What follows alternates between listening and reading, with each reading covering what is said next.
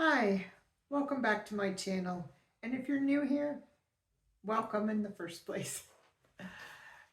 This channel is all about how to save money, and this is the second video in a series on how to save money on groceries.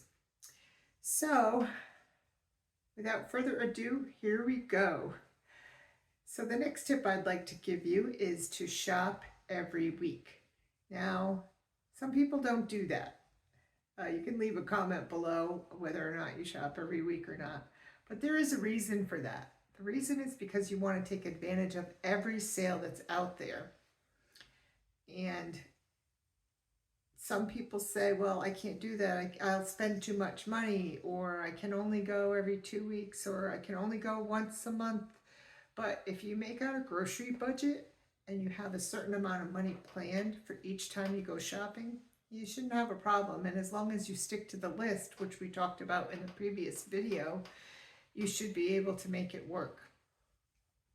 Okay, the next tip is to shop at more than one store.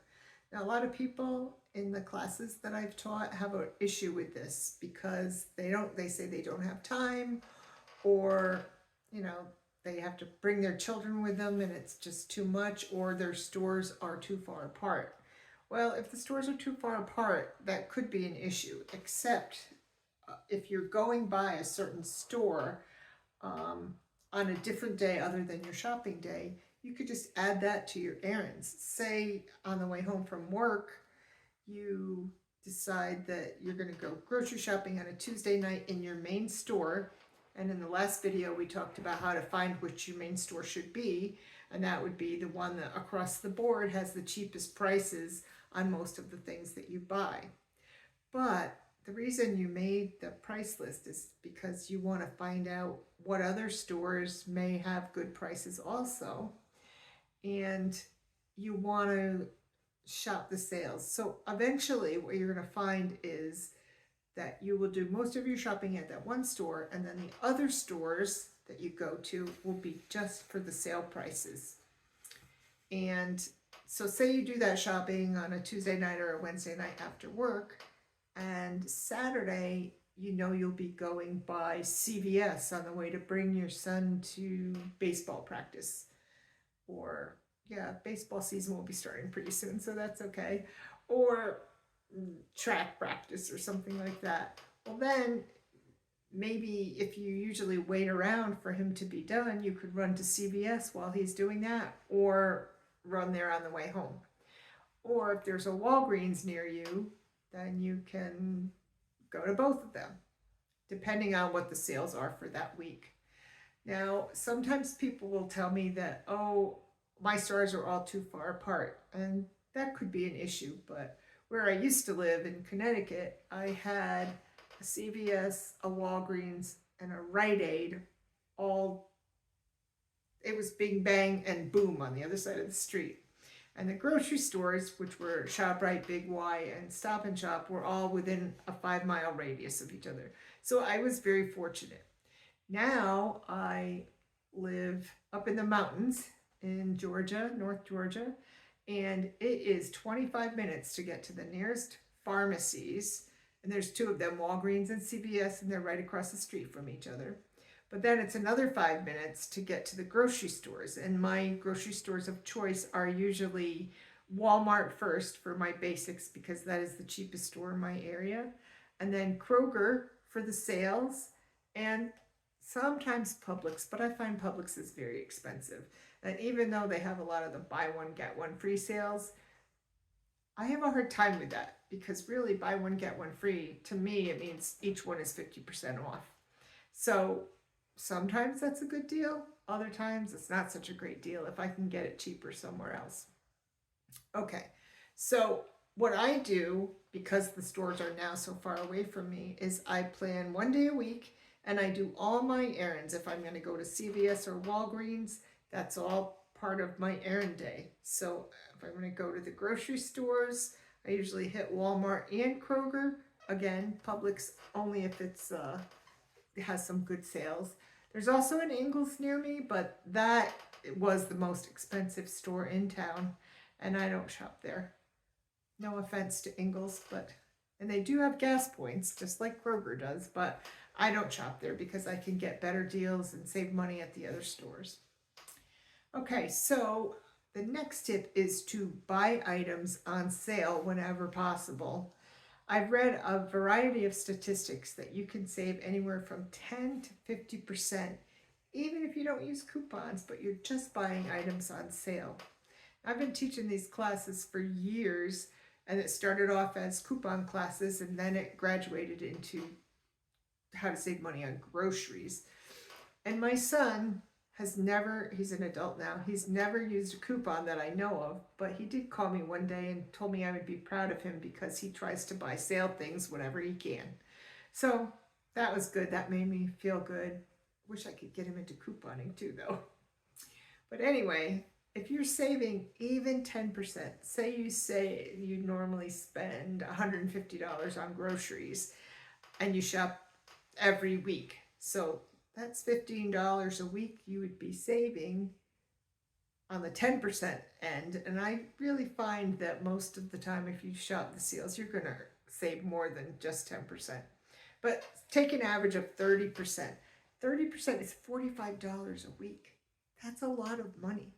And if you're doing what I suggested in the previous video, and you're setting aside a certain amount of money that is lower than your original budget was, that's going to be a big chunk of change at the end of the year that you can do something special with for your family.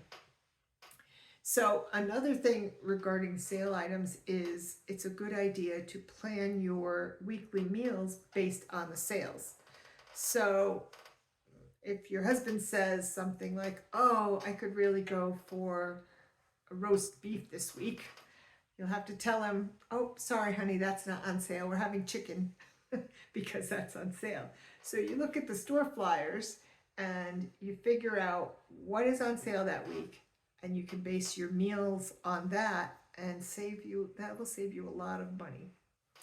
Okay, the next tip I have for you is to use coupons and to combine coupons with sales whenever possible. When I was first teaching these classes, I always had someone say, I never knew you could combine coupons with sales. Well, you can, and it's a blessing for us because it can save a lot of money. And when I'm talking about coupons, in the previous video, I kept saying, get these coupons with your flyers, like your store flyers. That's not what I meant. I meant in the Sunday papers. These you can usually get in the Sunday papers. And some towns will have a local town newspaper that comes out every Wednesday. Well, Wednesdays are traditionally a good day to get coupons in your newspapers as well. And whenever I buy a newspaper, I don't buy it unless I go through it first and make sure I'm getting a coupon flyer in it. Because to me, I can get my news online, even though I do like to read the print. So I can get my news online and I don't get coupons with it. So if I'm going to have a chance to get coupons with a paper, I'll definitely do that. So there's other ways to get coupons as well, besides just these paper coupons.